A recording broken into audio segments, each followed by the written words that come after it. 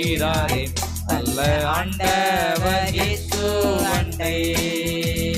சத்திய வாக்கை நம்பியே வா, நித்திய ஜீவன் உனக்களிப்பார்.